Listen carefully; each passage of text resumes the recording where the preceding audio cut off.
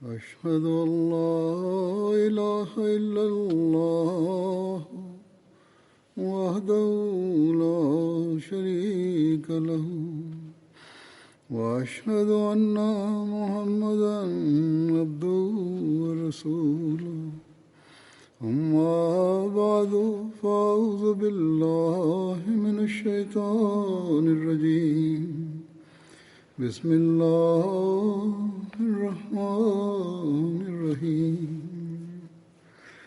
الحمد لله رب العالمين الرحمن الرحيم مالك يوم الدين إياك نعبد وإياك نستعين اهدنا الصراط المستقيم صراط الذين أنعمت عليهم غير المغضوب عليهم ولا الضالين.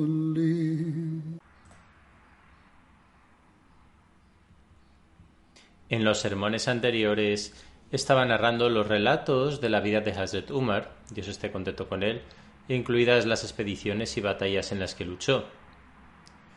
Con respecto a Ghazwa Hamra al-Asad, se informa que después de la batalla de Uhud, el santo profeta, la paz de Dios sea con él, regresó a Medina. Los Quraysh se dirigían hacia la Meca, sin embargo, el santo profeta recibió noticias de que los Quraysh estaban planeando atacar a los musulmanes una vez más. Por lo tanto, el santo profeta partió con sus compañeros a un lugar llamado Hamra al-Asad. Hamra al-Asad estaba situado a 8 millas de Medina. Narraré una parte de lo que Hazrat Mirza Bashir Ahmad Sahib ha escrito con respecto a la expedición de Hamra al-Asad. Dice, aunque el ejército de los Quraysh aparentemente se había trasladado a la Meca, temían que este movimiento pudiera ser un complot para tomar desprevenidos a los musulmanes y regresar repentinamente para atacar Medina. Por lo tanto, en esta noche se organizó la seguridad en Medina y los compañeros hicieron guardia durante toda la noche, especialmente en la residencia del Santo Profeta. A la mañana siguiente se descubrió que esta preocupación no era mera especulación, porque antes de la oración de Fajr, el Santo Profeta recibió noticias de que el ejército de los Quraysh se había detenido a pocas millas de Medina y se estaba produciendo un acalorado debate entre los jefes de la Meca sobre por qué no atacar Medina haciendo uso de esta victoria. Algunos de los Quraysh se burlaban unos de otros diciendo: «No matasteis a Muhammad, la paz de Dios sea con él, ni tomasteis a las mujeres musulmanas como esclavas, ni tomasteis sus riquezas ni posesiones, sino que cuando tuvisteis dominio sobre ellos y recibisteis la oportunidad de destruirlos por completo, simplemente los dejasteis y volvisteis para que pudieran recuperar fuerzas nuevamente. Todavía hay tiempo, regresemos y ataquemos Medina y desarraiguemos a los musulmanes de una vez por todas». En contraste con eso, los demás argumentaban: «Habéis obtenido la victoria, considerad esto como buena suerte y regresad a la Meca, no sea que perdamos esta reputación también y esta victoria se convierta en derrota». Al final, sin embargo, la opinión de los apasionados prevaleció y los Quraysh se prepararon para regresar a Medina. Cuando informaron al santo profeta de estos eventos, inmediatamente anunció que los musulmanes debían prepararse, pero junto con esto también ordenó que, excepto aquellas personas que habían participado en Uhud, nadie más debía partir con ellos. También se mencionan las narraciones en que cuando el santo profeta se enteró de esta discusión entre los Quraysh, llamó a Hazrat Abu Bakr y Hazrat Umar y les informó del asunto. Ambos aconsejaron que debían ir tras el enemigo.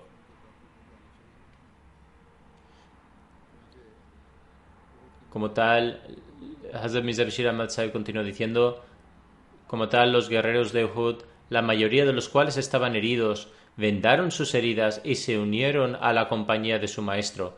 Está escrito que en esta ocasión los musulmanes partieron con tanta alegría y celo que parecía como si fueran un ejército triunfante que se lanza en persecución del enemigo. Después de viajar una distancia de 8 millas, el santo profeta llegó a Hamra al-Asad. Era avanzada la tarde cuando el santo profeta instruyó que se estableciera un campamento en ese mismo lugar. Además, instruyó que se encendieran fuegos en diferentes lugares a lo largo de la llanura. Como tal, en poco tiempo se encendieron 500 fuegos en la llanura de Hamra al-Asad, capaces de asombrar a cualquier espectador desde lejos. Muy probablemente en ese momento un jefe idólatra de la tribu Yuza llamado Madab se presentó ante el santo profeta y ofreció sus condolencias por los que habían caído en Uhud, y después continuó su camino. Al día siguiente, cuando llegó a Rauha, he aquí que encontró al ejército de los Quraysh acampado allí y que realizaban los preparativos para regresar a Medina. Madab fue a Abu Sufyan de inmediato y le dijo: ¿Qué estás a punto de hacer? Por Dios, acabo de dejar atrás al ejército de Muhammad en Hamra al-Asad y nunca antes había visto un ejército tan impresionante. Están tan apasionados debido a su remordimiento por la victoria en Uhud que te reducirán a cenizas a la vista. Abu Sufyan y sus seguidores quedaron tan impresionados por estos comentarios de Madab que abandonaron la idea de regresar a Medina y se apresuraron a ir a la Meca de inmediato. Cuando el santo profeta recibió la noticia de que el ejército de los Quraysh había huido de esta manera, agradeció a Dios y dijo: Este es el temor que Dios ha infundido en los corazones de los incrédulos. Después de esto, el santo profeta permaneció en Hamra al-Asad durante otros 2 o 3 días. La batalla de Bani Mustalik tuvo lugar en el 5.º año después de la Hijra, en el mes de Shaban. Esta batalla también se conocía como Ghazwa Muraisi. Al mencionar esto, Hazrat Mirza Bashir Ahmad escribe: la oposición de los Quraysh comenzó a tomar una forma más peligrosa día tras día, y a través de sus conspiraciones ya habían incitado a muchas tribus contra el Islam y el fundador del Islam. Sin embargo, ahora su animosidad creó una nueva amenaza, en el sentido de que aquellas tribus de Hijaz, que hasta ahora habían mantenido buenas relaciones con los musulmanes, comenzaron a enfrentarse a ellos debido a los designios sediciosos de los Quraysh. A este respecto, los Banu Mustalik, una rama reconocida de la tribu Qaza, tomaron la iniciativa y comenzaron a movilizarse para lanzar un ataque contra Medina. Su jefe, Haris bin Abi Zarar, recorrió las otras tribus de esta región y también trajo a bordo a varias otras tribus. Cuando el santo profeta recibió noticias de esto, como acto de precaución, el santo profeta envió a un compañero llamado Buraida bin Husayb hacia los Banu Mustalik para reunir información y lo instó a regresar rápidamente tras conocer la situación prevalente.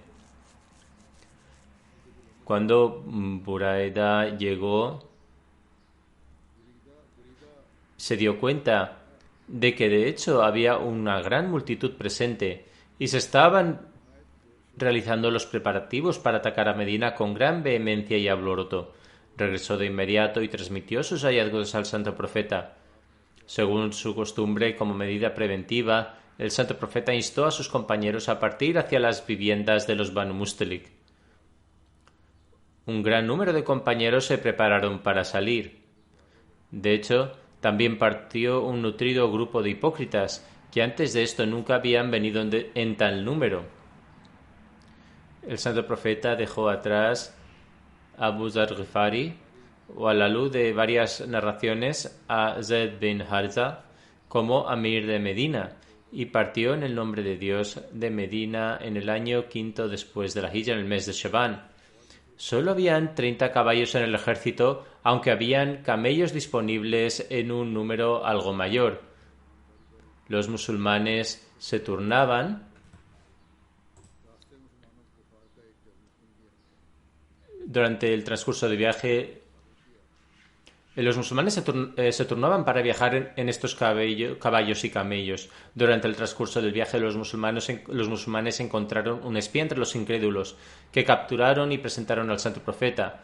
Después de interrogarlo, cuando el santo profeta se aseguró de que en realidad era un espía, el santo profeta intentó sondearlo en busca de información relevante sobre los incrédulos, pero él se negó.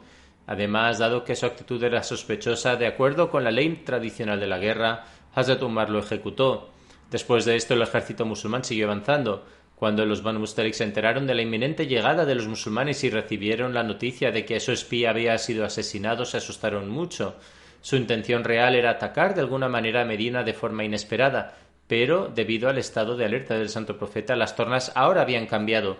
Se sintieron inmensamente asombrados, y las otras tribus que habían salido para unirse a ellos en apoyo se volvieron tan atemorizadas que, debido al poder de Dios, que inmediatamente abandonaron a sus aliados y regresaron a sus hogares. Sin embargo, en cuanto a los Banu Mustalik, los Quraysh los habían intoxicado tan profundamente con la enemistad hacia los musulmanes que aún así no quisieron evitar la guerra y permanecieron totalmente empeñados en luchar contra el ejército musulmán con toda su fuerza. Cuando el santo profeta llegó a Muraisi, cerca de donde estaban presentes los Banu Mustalik, que es un lugar situado entre la Meca y Medina, cerca de la costa del mar, el santo profeta ordenó montar el campamento. Después de organizar las filas y la distribución de banderas, etc., el santo profeta instruyó a Hazrat Umar que avanzara y anunciara a los Banu Mustalik que incluso ahora, si se abstenían de su enemistad hacia el Islam y aceptaban la autoridad del santo profeta, se les concedería paz y los musulmanes regresarían. Sin embargo, se negaron con vehemencia y se prepararon para la guerra. E incluso está escrito que la primera flecha fue disparada por un hombre de su tribu.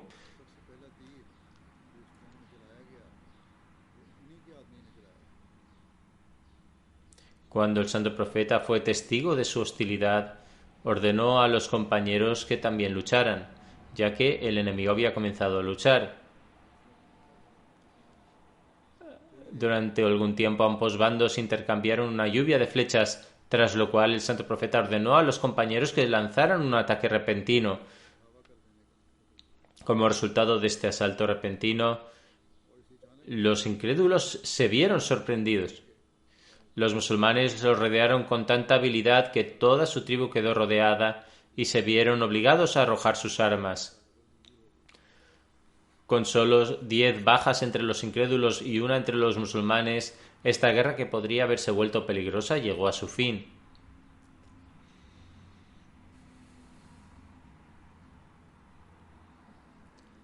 En el libro La vida y el carácter del sello de los profetas, Hazrat Mirza Bashir Ahmad Sahib escribe: también es necesario mencionar que hay una narración sobre esta batalla en Sahih Bukhari, donde se relata que el santo profeta atacó a los Banu Mustalik en un momento en el que estaban desprevenidos y daban agua a sus animales. Sin embargo, si se analiza, esta narración no contradice el relato narrado por los historiadores. Más bien, ambas narraciones hacen referencia a dos momentos diferentes. Es decir, cuando el ejército musulmán se acercó a los Banu Mustalik, en ese momento, ellos desconocían que los musulmanes se habían acercado tanto, aunque sabían definitivamente que el ejército musulmán estaba por llegar, pero estaban todavía relajados y en un estado desorganizado. La mención de Bukhari se refería a este momento. Sin embargo, cuando recibieron la noticia de que los musulmanes habían llegado, de acuerdo con su preparación previa, inmediatamente se alinearon en orden de batalla y se prepararon para luchar. Los historiadores han aludido a este segundo estado, y Alama Ibn Hajar y otros investigadores han reconciliado estas dos narraciones diferentes de esta misma manera, y esta es la elucidación que parece ser correcta. Al regreso de la expedición de Bani Mustalik ocurrió un incidente que ha sido narrado en Sahih Muslim. Hazrat Jabir bin Abdullah narra Nos encontrábamos con el santo profeta durante una expedición, es decir, la expedición de Bani Mustalik, cuando un hombre de entre los muhajirin golpeó en la espalda a un hombre de los Ansar.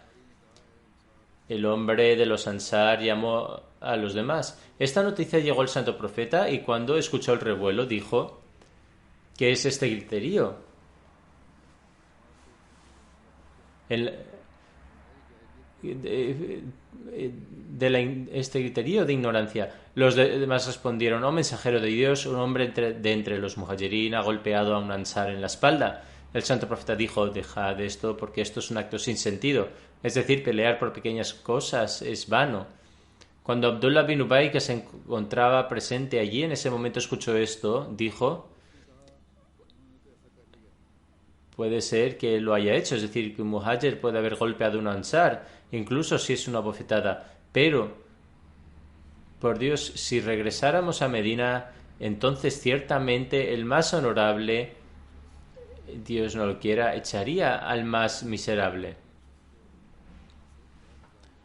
Hazrat Umar dijo: oh mensajero de Dios, concédeme permiso para cortar la cabeza a este hipócrita. El santo profeta dijo: déjale. No quiero que la gente diga que Muhammad mata a sus compañeros.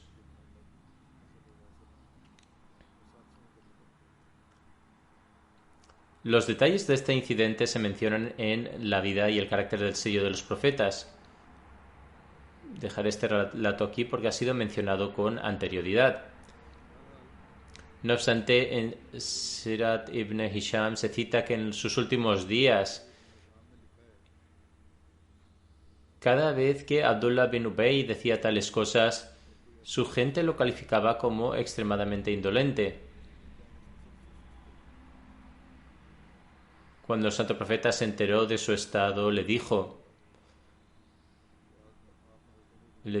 a Umar que: oh Umar, si el día que me solicitaste permiso para matarlo te lo hubiera concedido, la gente te despreciaría y haría una mueca en sus labios.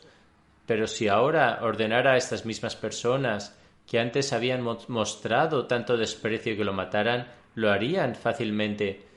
Después de mostrar paciencia, los mismos que antes le apoyaban se han vuelto contra él y pueden incluso llegar a matarlo una vez que este asunto se haya puesto de manifiesto. Hazrat Umar dijo: por Dios, ahora sé que el veredicto del santo profeta fue mucho más grande y bendito que mi recomendación.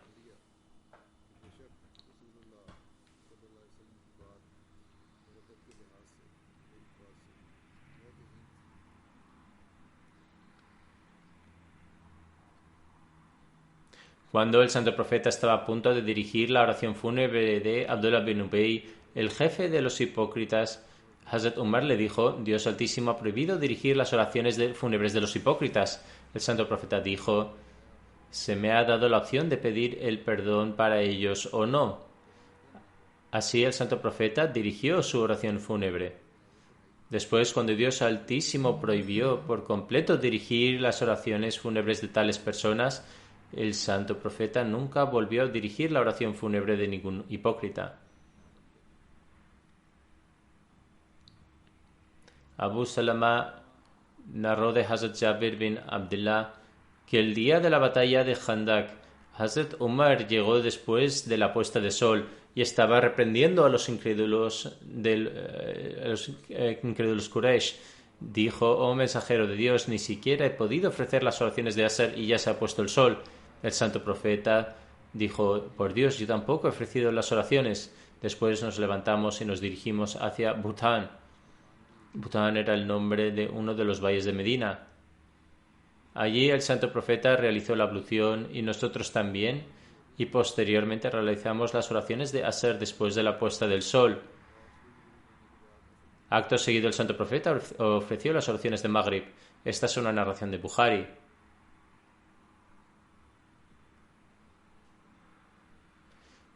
Existen diversas opiniones sobre cuántas oraciones el santo profeta y sus compañeros no pudieron ofrecer durante la batalla de Khandak, y hay varias narraciones al respecto.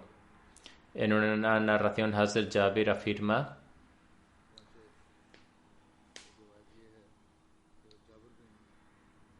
el día de la batalla de Khandak, Hazrat Umar maldijo a los incrédulos y dijo: no pude ofrecer las oraciones de Asr hasta la puesta del sol. Después dijo que fue a Bután y ahí ofreció las oraciones de Asr después de la puesta del sol, y después rezaron las oraciones de Maghrib. Esta es también una narración de Bukhari. En la narración anterior se menciona que el santo profeta también estaba con él. Hazrat Ali ha narrado que el día de la batalla de Khandak, el santo profeta dijo: que Dios llene de fuego las casas y las tumbas de estos incrédulos, porque nos mantuvieron ocupados y nos impidieron realizar el Salat al-Wusta, es decir, la oración del medio, hasta que se puso el sol. Luego Abu Ubaidah bin Abdullah narra, bajo la autoridad de su padre. La narración anterior de Hazrat Ali también es de Bukhari, que el día de Khandak los idólatras impidieron que el santo profeta ofreciera 4 oraciones, hasta que pasó la porción de la noche que Dios quiso. El narrador dice además que el santo profeta indicó a Hazrat Bilal que recitara el adán, después recitara el iqama y que dirigiera las oraciones de Zuhr. Luego le indicó que recitara el iqama y dirigiera las oraciones de Asr. Luego le indicó que realizara el iqama y dirigiera las oraciones de Maghrib, y después le indicó que recitara el iqama y dirigiera las oraciones de Isha. Esta es una narración de Musnad Ahmad bin Hanbal.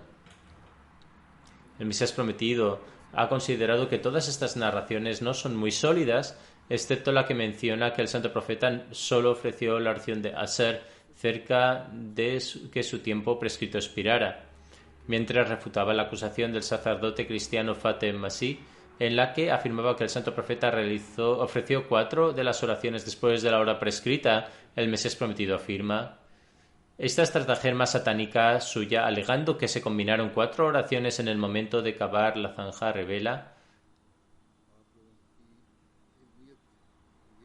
en el momento de la puesta del sol, revela que de hecho su nivel de conocimiento revela su nivel de conocimiento, porque la palabra que se ha utilizado en el hadith es kada. La palabra kada se utiliza en referencia a ofrecer la oración y no al abandono de la misma. El término kada nunca se aplica en el caso en el que se pierde una oración. Si uno pierde por completo su oración, se usa la palabra fot, es decir, la oración ha pasado. Por esta razón hemos lanzado un desafío de 5.000 rupias, porque existen personas tan ignorantes que levantan acusaciones contra el Islam y ni siquiera conocen el significado correcto de kata. Un individuo que ni siquiera puede emplear el uso correcto de las palabras, ¿cómo puede alguien como él pretender poseer la capacidad de criticar este tipo de entramados? En cuanto a la alegación de que se juntaron 4 oraciones en el momento de la puesta del sol, la respuesta a esta disparatada idea es que Dios Altísimo afirma que no hay daño, es decir, no está estrictamente prohibido combinar las oraciones o ofrecerlas después de su tiempo prescrito en ciertas circunstancias justificadas y en momentos de peligro. Sin embargo, no existe ningún hadith auténtico que afirme que se juntaran 4 oraciones. De hecho, en Fathul Bari, un comentario de Sahih Bukhari, se afirma que solo una oración, la de Asr, se ofreció cerca de la finalización de su tiempo prescrito. Si en ese momento hubiera estado presente ante nosotros, el Mesías prometido se está refiriendo aquí al oponente, te habríamos sentado y te habríamos pedido que presentaras la narración auténtica que dice que 4 oraciones fueron juntadas. A la luz de la Sharia hay 4 oraciones que pueden combinarse, es decir, las oraciones de Zohar y Asr pueden combinarse juntas y las de Maghrib e Isha también. De hecho, hay una narración poco fidedigna que afirma que las oraciones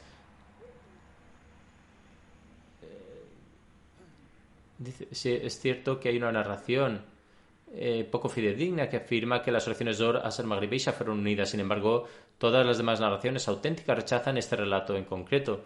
Lo único que se demuestra es que solo la oración de Asr se ofreció cerca de la finalización del tiempo prescrito. En cuanto al papel de Hazrat Umar en la ocasión del tratado de Hubaydi, está escrito que el santo profeta llamó a Hazrat Umar con el fin de enviarle a los ancianos de Quraysh e informarles de que el santo profeta estaba viajando a la Meca. Ante esto, Hazrat Umar dijo: «Oh mensajero de Dios, temo por mi vida por lo que puedan hacer los Quraysh, ya que son muy conscientes de la enemistad entre nosotros y lo estricto que es mi trato con ellos». Además, no hay nadie de mi tribu Banu Adi que esté presente en la Meca que pueda concederme protección.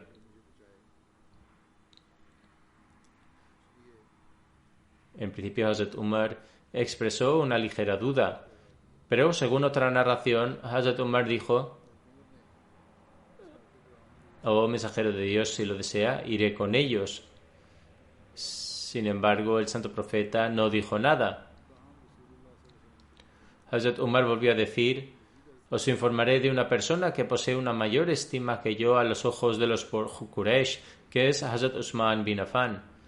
Así el santo profeta llamó a Hazrat Usman y le envió a Abu Sufyan y a los ancianos de Quraysh para que les informara de que el santo profeta no venía con la intención de luchar, sino que venía simplemente con el propósito de realizar la peregrinación a la Kaaba y honrar a su santidad.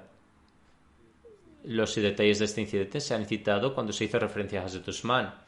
Por su parte, Hazrat Mirza Bashir Ahmad Sahib escribe: «Mientras se redactaban las condiciones de este tratado, Abu Handal, el hijo de Suhail bin Amr, que era el embajador de los Quraysh, llegó a esta asamblea de repente tropezando con los grilletes y las esposas.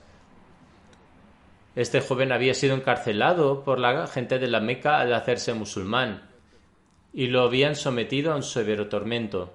Cuando supo que el santo profeta se había acercado a la Meca, de alguna manera escapó de la presión de los Quraysh y todavía atado con sus grilletes se las arregló para llegar tambaleándose a Hudaybiyah. Luego allí, en el momento en que su padre estaba pactando la siguiente condición: todo hombre que venga a los musulmanes del pueblo de la Meca será devuelto, aunque sea musulmán.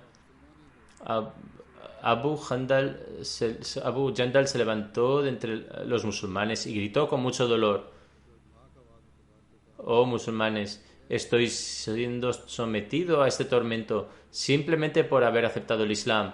Salvadme por el amor de Dios». Al ver esto, los musulmanes comenzaron a agitarse de sufrimiento, pero Suhail también se mantuvo obstinado y le dijo al santo profeta: «Según este tratado, esta es la primera demanda que os hago, y es que se me devuelva a Abu Jandal». El santo profeta dijo: «El tratado aún está por finalizar». Él dijo: «Si no me lo devuelves, considera este tratado anulado». Con el fin de zanjar el asunto, el santo profeta dijo: «Dejadle ir y concédenos a Abu Jandal como un acto de favor y bondad». Suhail dijo: «No, nunca». El santo profeta dijo: «Suhail, no seas obstinado, escúchame en esto». Suhail dijo: «No puedo aceptar esto en ningún caso». Ante esto, Abu Jandal gritó una vez más: «Oh musulmanes, veréis a vuestro hermano musulmán de regreso a los idólatras después de haber sufrido un tormento tan severo». Es extraño notar que en ese momento Abu Jandal no apeló al santo profeta, sino más bien apeló a los musulmanes comunes. Quizá esto se debía a que sabía que, independientemente del dolor que el santo profeta tuviera en su corazón, nunca permitiría que el tratado se viera afectado negativamente. Sin embargo, esperaba que el resto de los musulmanes, tal vez en su indignación en ese momento, encontraran la manera de justificar su libertad, ya que las cláusulas del tratado aún se estaban escribiendo.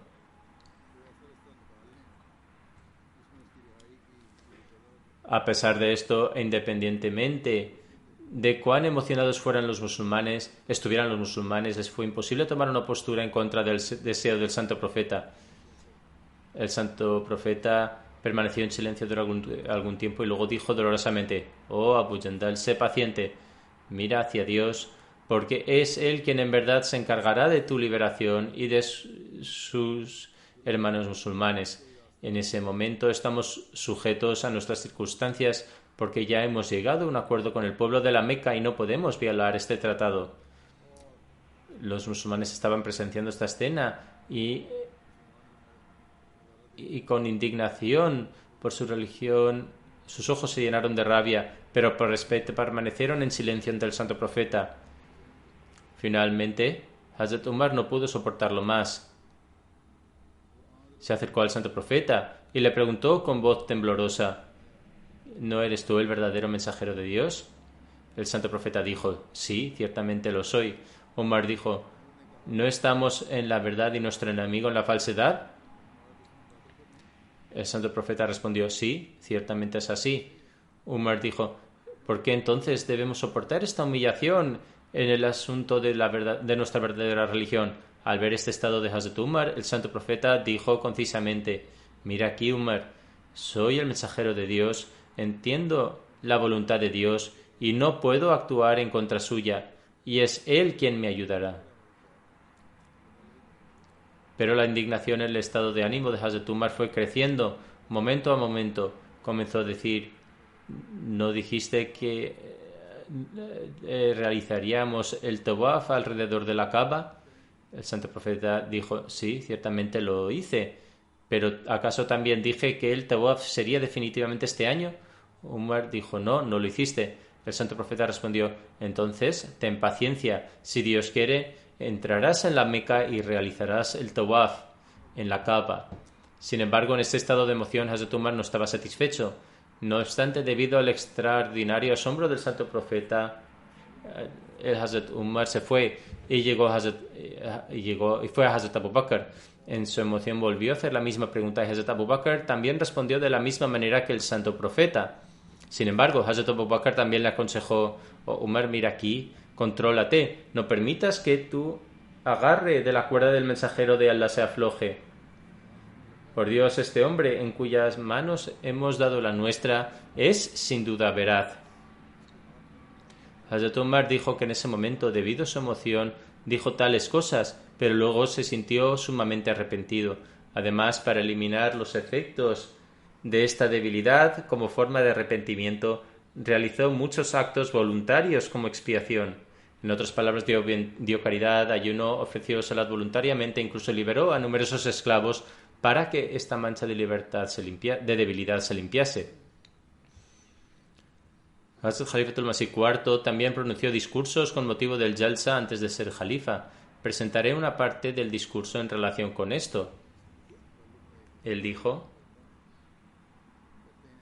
No hay duda de que la angustia que emanó del corazón de Hazrat Umar en forma de pregunta también se sintió en los corazones de muchos otros.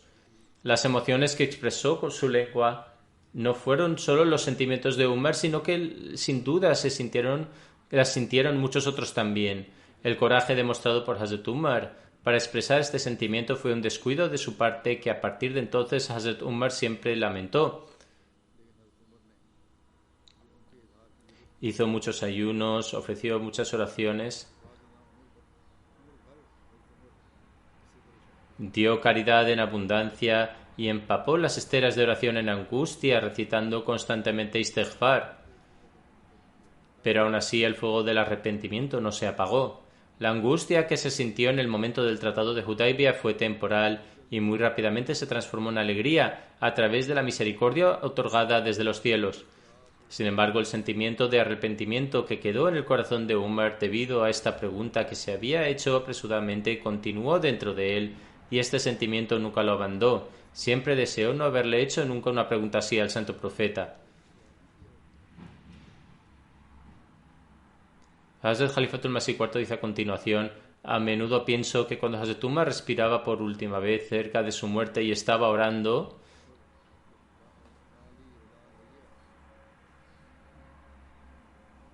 que, oh Allah, no busco la recompensa por mis buenas obras, más bien busco el perdón de mis pecados.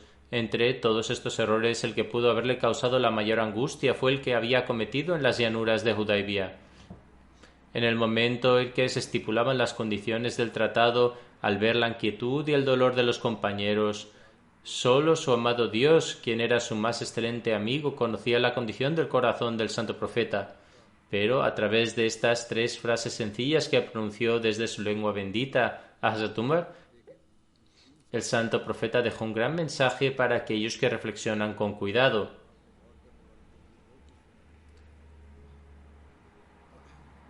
En el Tratado de Hudaybiyah, Hazrat Umar también firmó el pergamino que contenía las condiciones del tratado entre los musulmanes y los Quraysh en la Meca.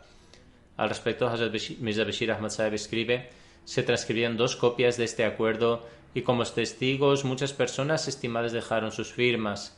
De los musulmanes eran Hazrat Abu Bakr, Hazrat Umar, Hazrat Usman, Hazrat Abdur Rahman bin Auf, Saad bin Abu Waqas y Abu Hubaida. Una vez que se concluyó el acuerdo, Suhail bin Amr tomó una copia del acuerdo y regresó a la Meca, mientras que la otra copia se quedó con el santo profeta.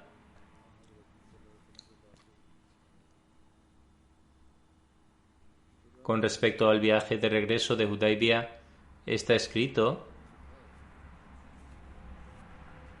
en el libro La vida y el carácter del sello de los profetas. Después de hacer su sacrificio, el santo profeta ordenó el regreso a Medina. En ese momento habían pasado un poco menos de 20 días desde que el santo profeta llegó a Hudaybiyah. Durante su viaje de regreso, cuando el santo profeta llegó a Qura al-Ghamim, cerca de Usfan está situado a 103 kilómetros de la Meca y Qura al-Ghamim es un valle situado a 8 millas de Usfan, y era de noche. El santo profeta hizo un anuncio y reunió a todos los compañeros. Dijo: esta noche se me ha revelado un capítulo y me es más querido que todas las cosas de este mundo. Dice lo siguiente, son los versículos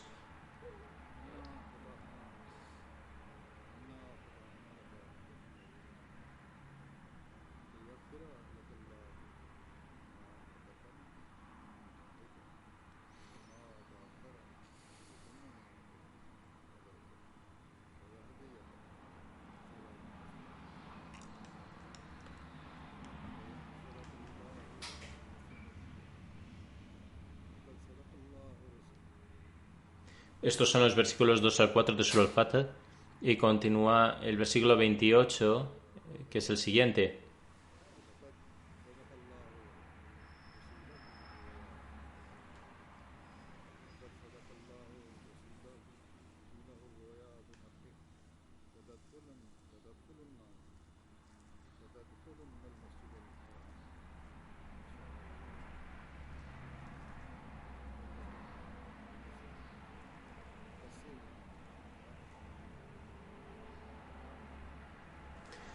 Es decir, oh mensajero, en verdad te hemos dado una magnífica victoria para que podamos comenzar para ti una nueva era, en la que el velo del perdón cubrirá tus defectos pasados y futuros, y que Él pueda completar su favor sobre ti y pueda guiarte por el camino recto del éxito.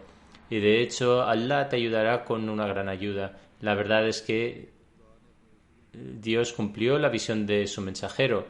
Por ahora, si Dios quiere, entraréis en la casa sagrada en un estado de seguridad, y algunos de vosotros tendréis la cabeza rapada y otros tendréis el pelo corto y no sentiréis temor.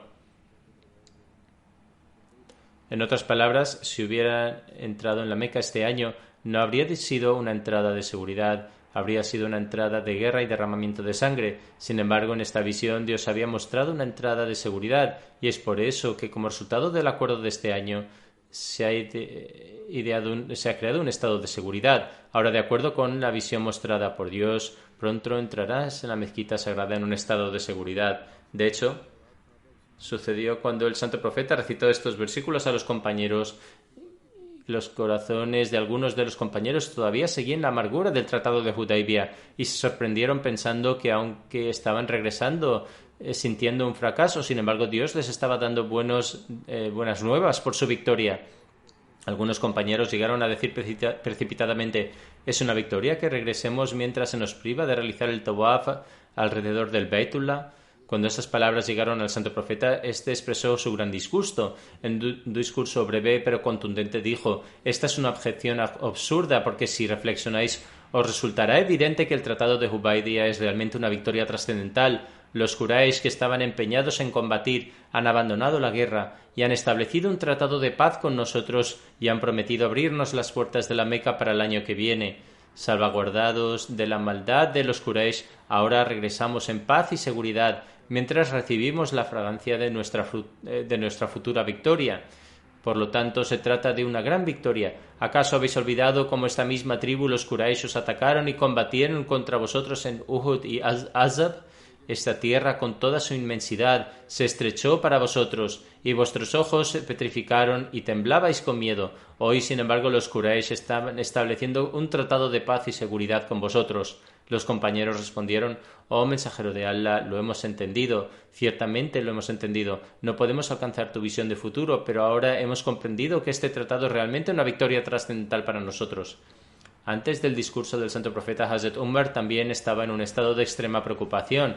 Por lo tanto, él mismo relató que a la vuelta de Hudaybiyah, cuando el santo profeta viajaba de noche, se presentó ante él, y mientras se dirigía al santo profeta deseaba decirle algo. Sin embargo, el santo profeta permaneció en silencio. Se dirigió a él una segunda y tercera vez, pero el santo profeta permaneció en silencio como antes. Le dolió mucho este silencio del santo profeta. Por lo tanto, se adelantó todo el cuerpo de los musulmanes diciéndose a sí mismo: «Oh Umar, te has arruinado. Te dirigiste al santo profeta 3 veces, pero el mensajero de Dios no respondió». Empezó a sentir una profunda preocupación por lo que le ocurría. Empezó a temer que un versículo del Corán pudiera haber sido revelado en relación a él.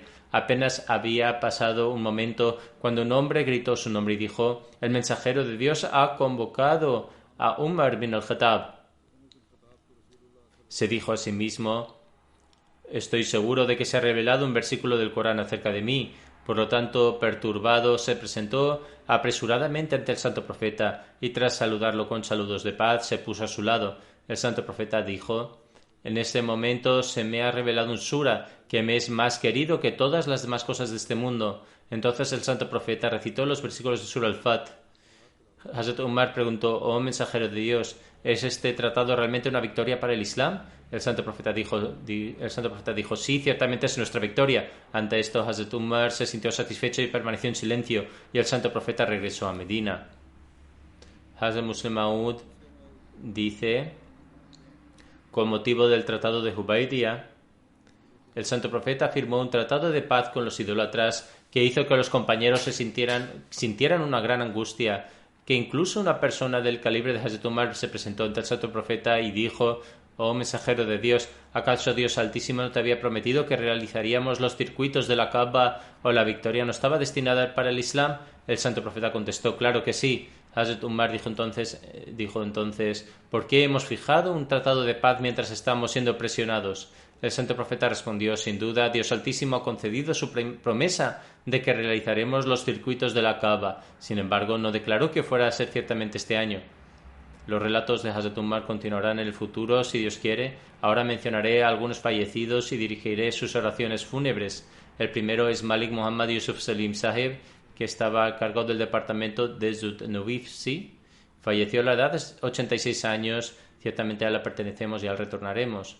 Era el único Ahmadi de su familia y aceptó el Ahmadiyyat en 1952. Su hermano mayor le encontró trabajo en el ferrocarril. En ese momento el ingeniero jefe era un Ahmadi llamado Mir Hamidullah Sahib. Recibía el periódico Al-Fazl y Mir Hamidullah Sahib le predicaba regularmente. Salim Sahib se convirtió en Ahmadi después de leer Al-Fazl. Cuando su familia se enteró, empezaron a amenazarle con que le matarían si no abandonaba el Ahmadiyyat. Sin embargo, dejó su casa, pero no abandonó el Ahmadiyyat. Finalmente, cuando la situación empeoró, la forma en que tuvo que abandonar su casa fue que una noche, sin avisar a sus otros hijos, su madre le dijo: «Sal de aquí y no vuelvas nunca, si no tu vida correrá peligro».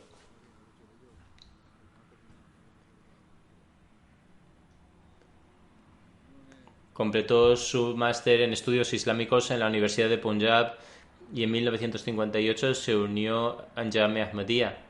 En 1963 se graduó en Jamia Ahmadiyya y fue designado al departamento de Ifta con Malik Saifur Rahman Sahib, el mufti de la comunidad en ese momento. En 1967 fue trasladado al departamento de Zut-Nuvisi cuando Maulana Muhammad Yaqub Tahir Sahib, encargado del departamento, falleció. Hazrat Khalifatul Masih III nombró a Malik Muhammad Yusuf Salim Sahib en su lugar, donde continuó trabajando como encargado hasta 1985.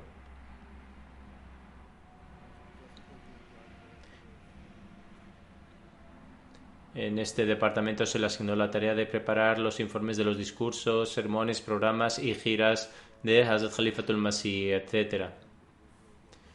En 1978 se celebró en Londres la conferencia de la rotura de la cruz a la que asistió Hazrat Khalifatul Masih III.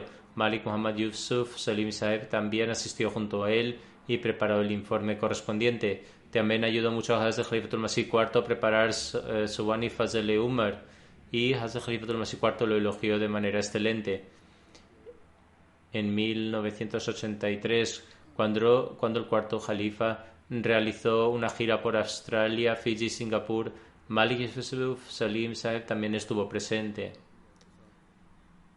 Después de la migración de Rabwa a Londres, tuvo la tarea de preparar copias de casetes de audio que cumplió de manera excelente.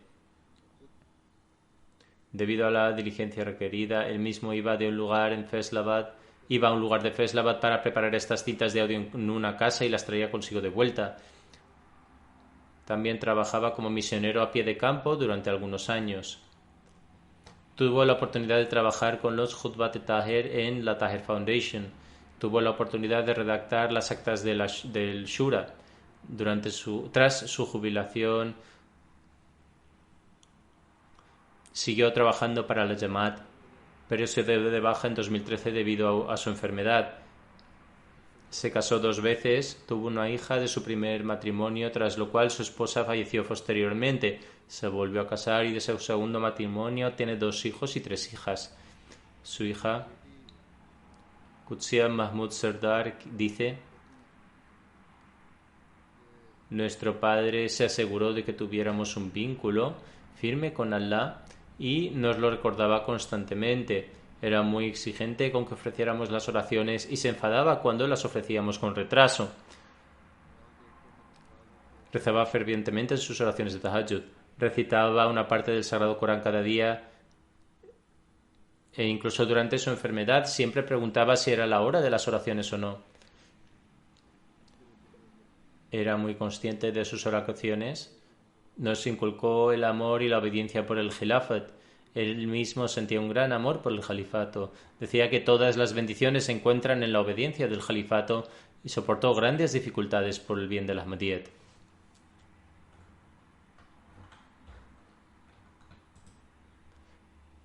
El secretario privado adjunto Rashid Tayyib Saheb dice: durante el tiempo de Hazrat Khalifatul Masih III, Mirza Salim Saheb se unió al departamento de Zudnovisi. Pudo prestar servicio en este departamento durante un largo periodo de tiempo y redactaba discursos, etc. Preparaba informes para el periódico de la Jamaat al-Fazl. Luego llevó su trabajo con una gran responsabilidad, competencia y de manera excelente.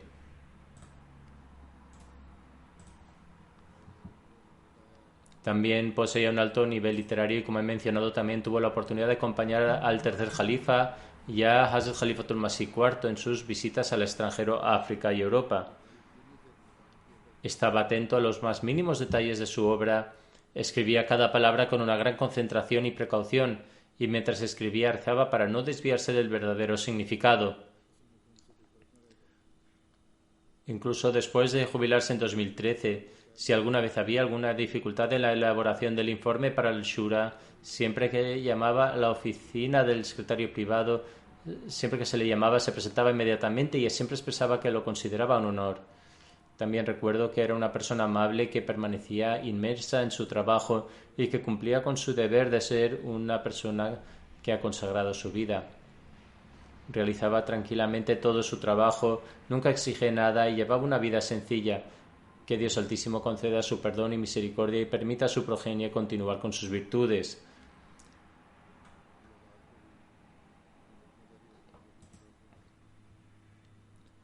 El siguiente funeral es el del respetado Shoaib Ahmad Saeb, un consagrado a la religión que era el hijo de Bashir Ahmad Kalavgana Darvesh de Katian. Falleció a la edad de 56 años. A Dios pertenecemos y a él retornaremos. Comenzó a servir a la comunidad en 1987. Trabajó en varios departamentos de Sadr Anjuman como trabajador, Afsar y Nazir, y pudo servir como encargado de Daftar Ulia y Jalsa Salana Ahmadiyya, Nazir Betul Mar George, Nazim Waqf Jadid, Mal Afsar Jalsa Salana y Sadr Khudam al-Ahmadiyya en la India. Su servicio duró durante más de 33 años. Estaba muy inclinado hacia la adoración y era regular en ofrecer el tahajjud y el nawafil. También mostró un elevado grado de obediencia hacia el califato. Siempre solía decir que cualquier instrucción que se recibiera debería aplicarse de inmediato. Poseía un profundo conocimiento del Sagrado Corán. También estudió los libros del Mesías Prometido de los Julafá. Tenía un amplio conocimiento religioso y era capaz de pronunciar un discurso sobre cualquier tema. Poseía una elevada moral y era muy sociable. Mostraba amor y compasión con todo el mundo. Se ocupaba mucho de los menos afortunados y todo el mundo en Qadian ha hablado bien de él. Era muy paciente y agradecido. El fallecido era Musi, le sobreviven su esposa y sus 2 hijos. Era el yerno de Jalaluddin Nayyar Sahib, Sadr Anjuman Ahmadiyya Qadian. Rafiq Beg Sahib, Nazir Baitul Mal Ahmad Qadian escribe: tuve la oportunidad de trabajar con él durante 18 años en Majlis Khudam al-Ahmadiyya India y en la oficina del Jalsa Salana Qadian. Dirigía a todos los que le servían con su propio ejemplo práctico.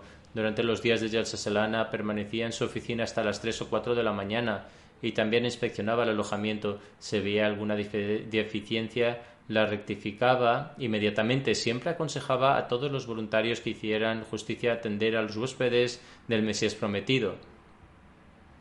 Si un voluntario actuaba injustamente, se disculparía ante los invitados. Su cuñado también ha escrito: solía decir que nunca guardaba rencor a una persona en el mundo. Un inspector de vocal Temal Tehrik Jadid escribe: tuvo una gira por sus provincias asignadas en Kerala y Tamil Nadu que duró 75 días. Durante este tiempo enfermé y él me cuidó como lo haría cualquier padre. Que Dios Altísimo otorgue su perdón y misericordia al fallecido y conceda a sus hijos y esposa paciencia y tolerancia y les permita continuar con sus virtudes.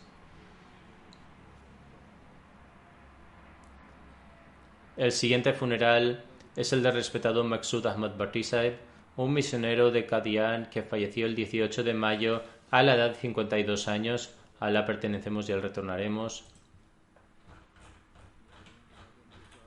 Procedía de la comunidad del distrito Chorkor en la provincia de Rajouri en Jammu Kashmir. Su tiempo de servicio abarcó 30 años. Pudo servir como Amir de zona de Lucknow y como misionero encargado de Srinagar durante aproximadamente un año. Desde el 2017 hasta su fallecimiento trabajó tiempo completo como Qazi central. Sirvió activamente en casa con gran sinceridad. Resolvió docenas de casos. Siempre se preocupaba por las responsabilidades que se le asignan.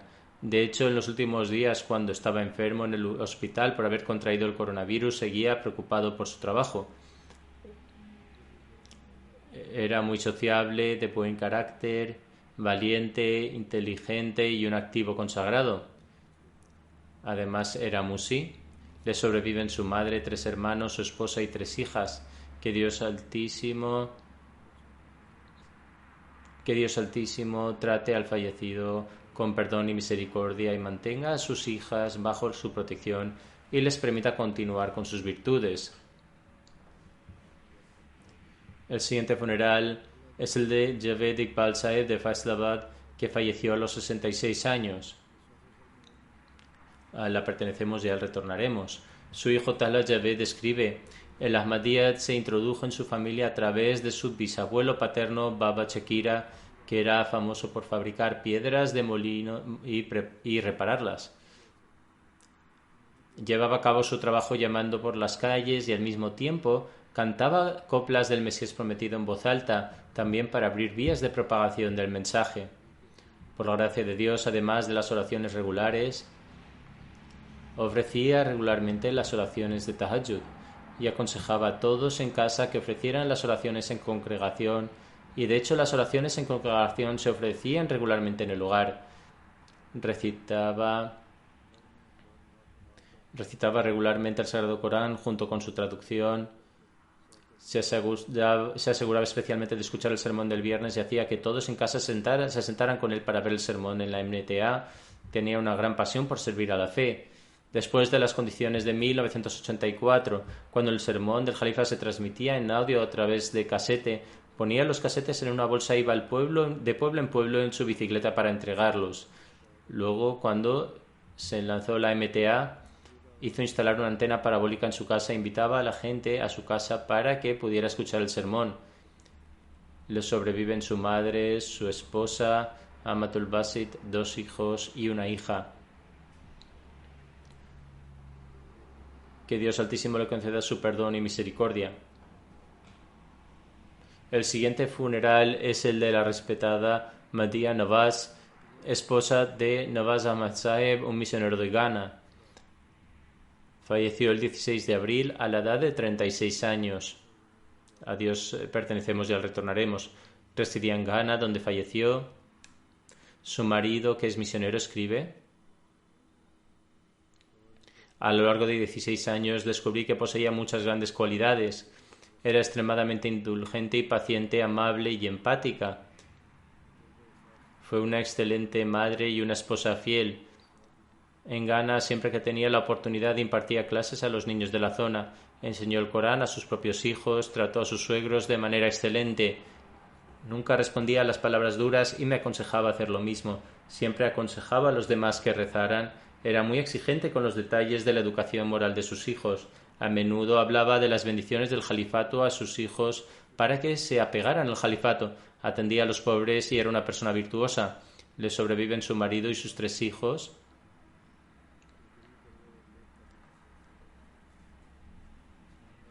Furat Safi, que de 13 años, Faizia de 8 y Zara de 1 año. Los 3 niños forman parte del Waqf-e-Nom, Mashallah. Que Dios Altísimo acepte sus oraciones en favor de sus hijos, eleve su rango en el paraíso y les conceda el perdón y la misericordia.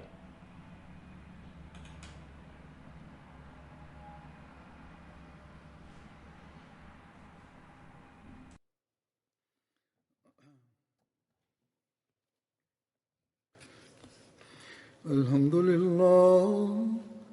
لله نحمده ونستعينه ونستغفره ونؤمن به ونتوكل عليه ونعوذ بالله من شرور أنفسنا ومن سيئات أعمالنا من يهده الله فلا مضل له ومن يضلل فلا هادي له ونشهد أن لا إله إلا الله ونشهد أن محمدا عبده ورسوله عباد الله رحمكم الله إن الله يأمر بالعدل والإحسان وإيتاء ذي القربى وينهى عن الفحشاء